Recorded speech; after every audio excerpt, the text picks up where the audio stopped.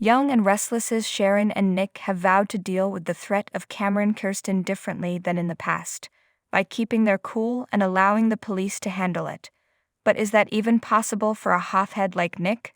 The answer is a resounding no, and Kirsten knows it, which is why he's able to push the Newman's buttons to get his desired result. It all starts when Cameron's next move leaves Faith screaming in the doorway of Sharon's house. The horror involves something she sees on the doorstep, and it will really get Nick riled up.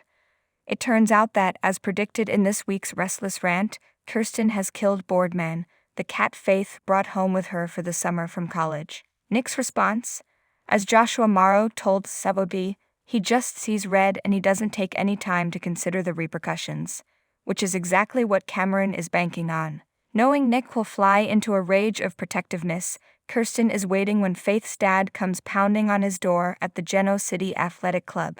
When accused, Cameron denies killing the defenseless animal and remains calm and cool, which ticks Nick off even more. Morrow explains Cameron is playing Nick like a fiddle. The piece de resistance is when Kirsten admits that he loves Sharon and has come back for her. He's actively trying to make Nick lose his mind and freak out, and that's exactly what happens. Morrow previews Nick makes a fist, ready to strike Cameron, but in a rare act of control, Nick punches the wall instead. So what's the problem? It doesn't end there.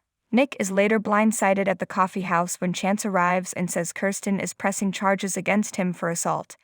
Nick denies the allegations, but Cameron shows up with his face all battered and bruised, and Nick realizes he's been set up.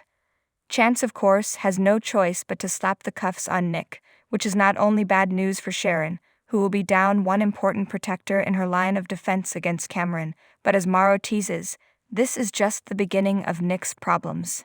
Egad.